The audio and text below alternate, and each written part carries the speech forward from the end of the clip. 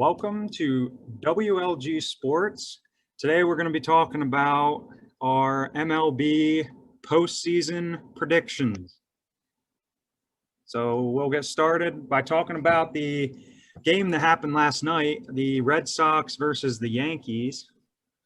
And we'll give you our opinions on what we thought before the game, since we didn't get to record that day. And we'll let you know our thoughts on what the outcome was. So let's hand it off to Mr. Stevenson. Well, I thought that game up there at Fenway was a very interesting one. I thought the first thing I thought was I personally wanted the Red Sox to win. I think that their lineup is just too loaded. I mean, they have a little bit of everything in their lineup. They can hit for average. They can get on base. They can hit for power. They can manufacture runs any way how. But and I think that's something that the Yankees lineup really lacks. They don't really have guys that are going to real hit for high average. They're more of like a home run or strikeout, and I just don't think that leads to meaningful baseball at the end of things. But yeah, I think with the Red Sox, they have a lot of guys that just are very talented. You think about like Rafael Devers, Xander Bogaerts, even guys like Hunter Renfroe, like guys that they aren't like the Yankees, where if they're hitting home runs, they're going to win. But last night, couldn't pull it off. And that's what happens that's why you don't want to be a team like the Yankees.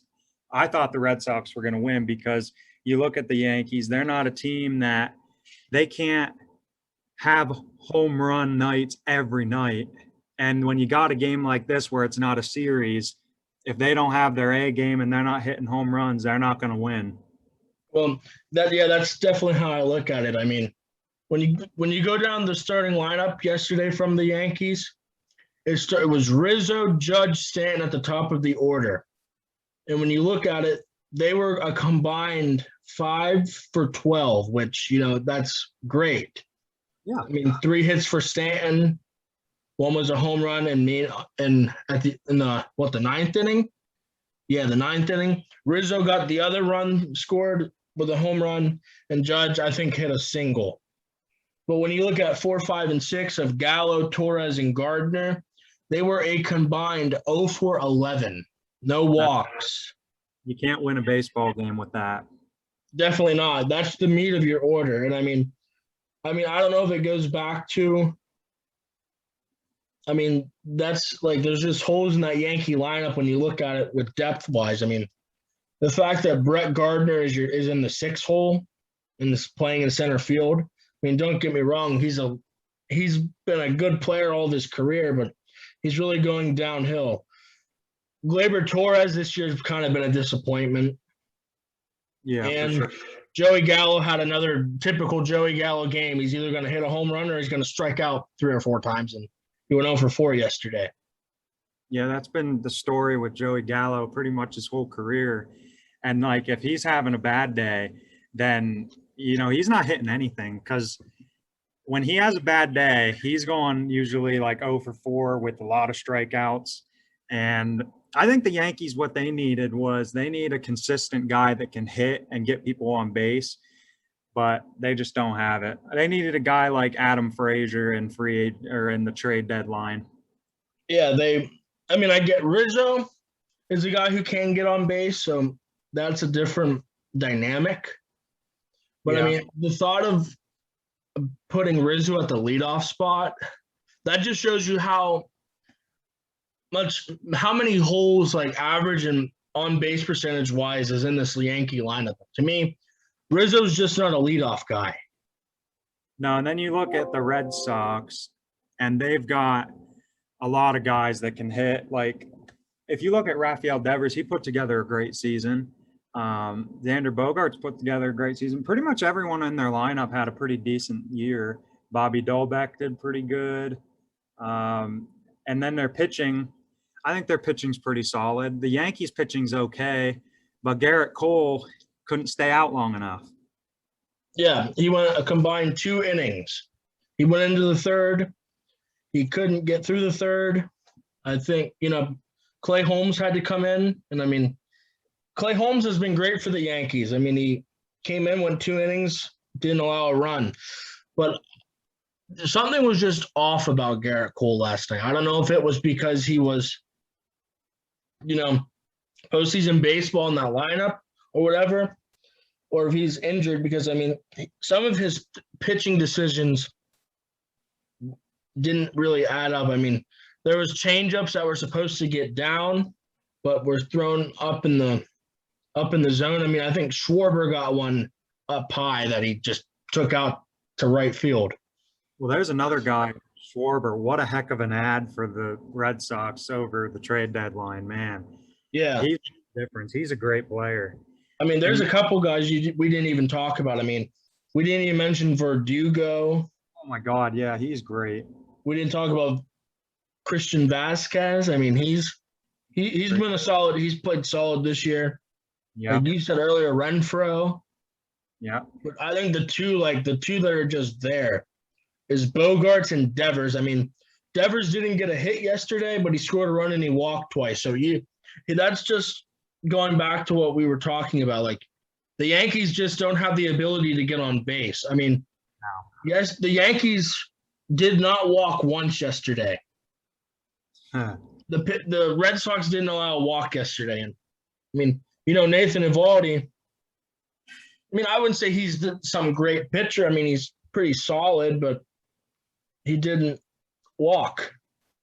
Or he didn't walk anybody. He struck out 8, which when you play the Yankees, the strikeout numbers are going to be up. Yeah. And Garrett Cole, if you're a Yankees fan, you have to be a little disappointed with Garrett Cole because, throughout his career with the Astros, he's been a guy that could, do good when it mattered most, and he just couldn't do it last night. Yeah, you have to really look at the second half of the year for Garrett Cole. Garrett Cole in the second half, he was good. This year, he obviously wasn't Garrett Cole. You can talk about whether that was the cracking down on the foreign substance use.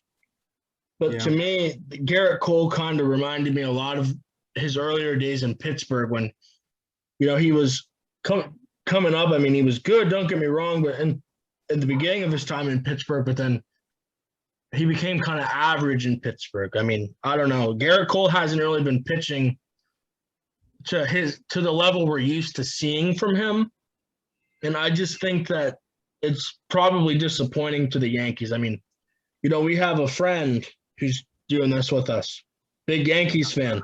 I said something to him this morning. I was like, I bet you don't feel too happy about that investment into Garrett Cole now. He was like, yeah.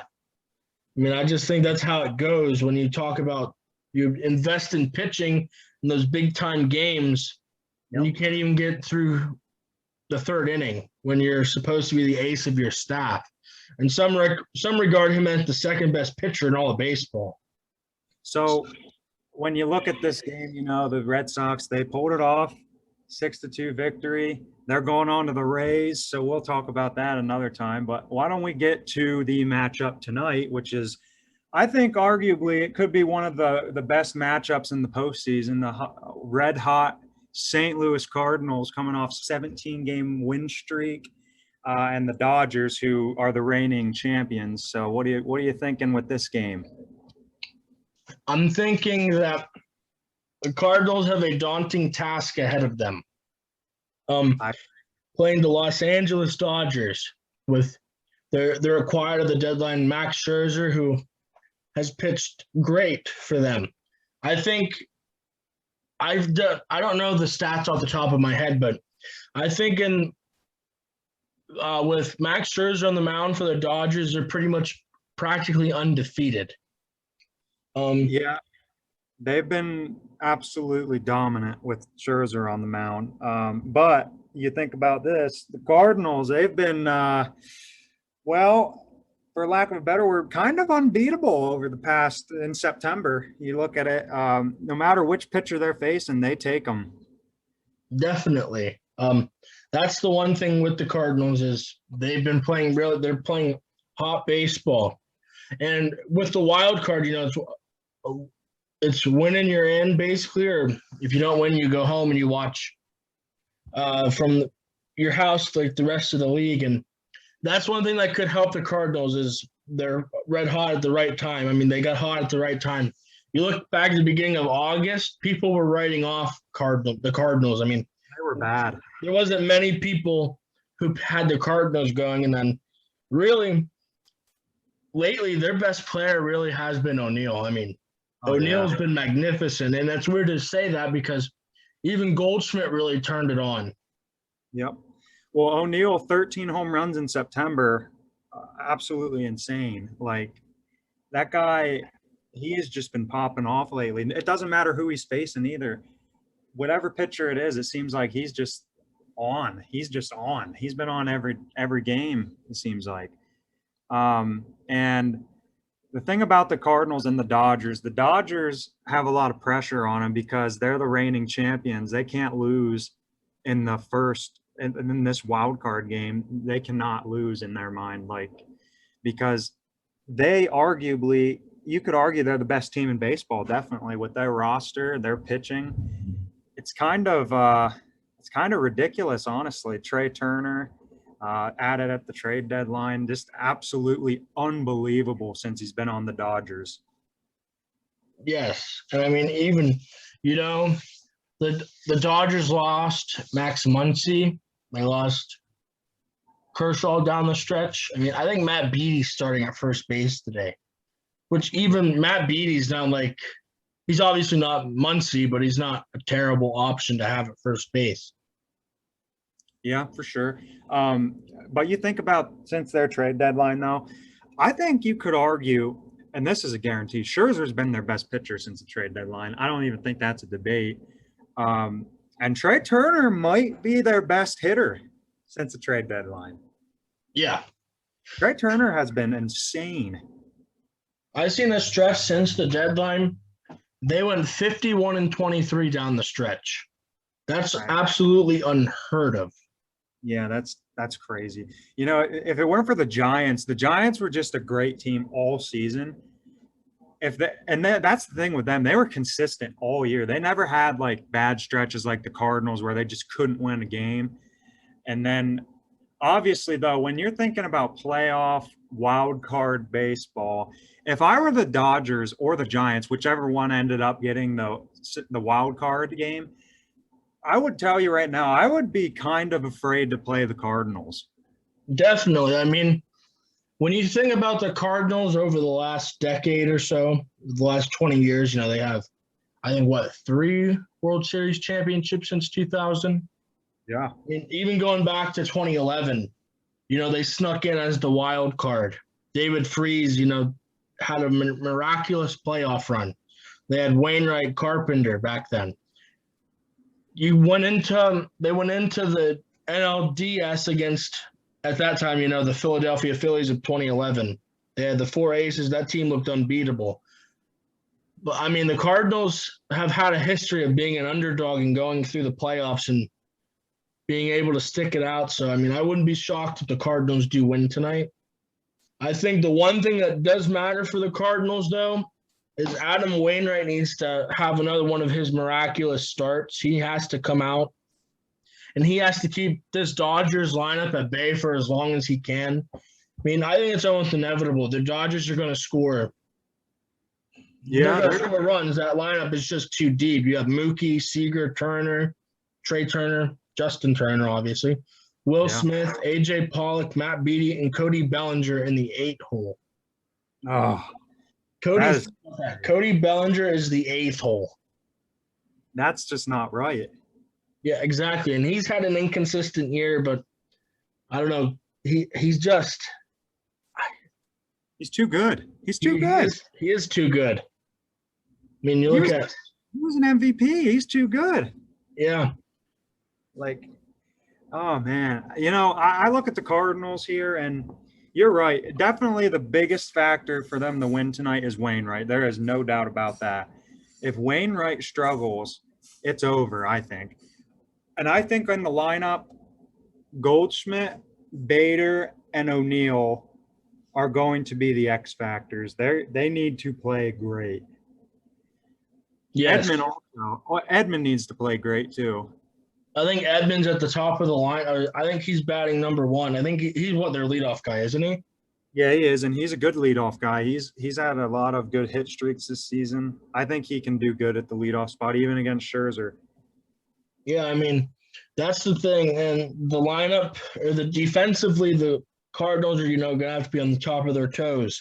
With Trey Turner, Yeah. with Seager, Betts, they're going to try. That lineup's going to try to manufacture runs. I mean, they just know how to do it. I mean, You could definitely the argue, Dodgers, though. you have to play good baseball, especially in the postseason. You could argue, though, seriously. I think the Cardinals, you could definitely argue they have the best defense in the postseason. I think you could definitely make that argument. Yeah, I mean, you have Goldschmidt, arguably the best defensive third baseman. I'm obviously in the NL. I mean, Chapman does rival him, but I think it's still Arenado. Oh, yeah. Edmonds great defensively. Goldschmidt's maybe he's lost a little bit of a step defensively, but he's still there. I mean, Yachty still has a great arm. Yeah. I'm not sure about Edmundo Sosa. I don't know how he is defensively. Average. Yeah, average. I mean, He's all right. not like DeYoung's probably any better. No. Honestly, Sosa might be a better defender than DeYoung. I agree. You look out in center field, Bader's great defensively. Oh, yeah. Right field, you have Dylan Carlson. He's been playing pretty well. And then in left field, you got Tyler O'Neill, who's since September has been playing like the best player in baseball. Yeah, there is no weakness with Tyler O'Neill right now. There's just no weakness. It's good. The one thing with this Cardinals team though is they are pretty young. But this lineup does have postseason experience, so you can't really say that. But I mean, it doesn't have the postseason experience that the Dodgers have, so you always wonder if that will play a factor. Yeah, well, let's ask this. Who do you think's going to win? I think it's going to be a hard-fought game, but I think it will be the Dodgers. You think the Dodgers are going to win? I think the St. Louis Cardinals will win this game and shock the world. Because hot baseball kills. Yes. It kills. When you look at any sport, the team going into the playoffs who gets hot at the right time always has an advantage. I agree. I mean, you can look at football, basketball. I mean, you can look at recent teams. I mean, look at 2020 in the NBA with the Miami Heat. They got hot at the right time. I mean, that team had no reason being anywhere near the finals, but they somehow got into it. Yep. I mean, but this Cardinals team has done something that I think it was a first. I don't think any team in the NL has ever won 17 games in a row. I'll tell you right now, I think that they continue this streak because you can't lose. They're not going to lose, man. They're not going to lose. It's that simple. I guarantee it. Oh, you can definitely guarantee that. I think that if the Cardinals do win, it will be a disappointment for the Dodgers because they went out, they added all this reinforcements. They didn't even secure themselves like a spot in the NLDS. So, I mean, I think you'll really have to look at it. Will this be a failed season for the Dodgers, really? Because it's postseason or bust. It'll be very disappointing for a lot of Dodgers fans if they can't win in the wild card. If they lose, it will be an absolute failure of a season. So there's a lot of pressure on them, definitely.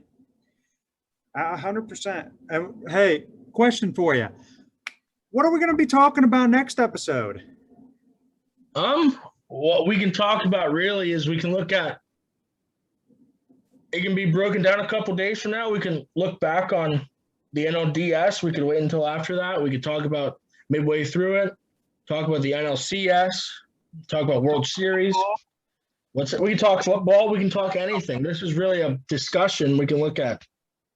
We're going to talk football. We're going to talk baseball for sure. Basketball is coming up. So I'll tell you, we're going to have some content here. Definitely. And once we get the viewers, they're going to love it. Oh, they definitely will. And when you look at the channel, which, WLG Sports Talk. Yep. You have W and G of that, and L brings a different dynamic. Oh, man. Just wait till you hear him. It's going to be like a whole nother channel. Like, it's going to be insane. I can't wait to see it. I can't wait to hear it. It's going to be the greatest sports talk show in history. That's pretty high confidence and praise, but I think you're right. I mean, I definitely think you're right.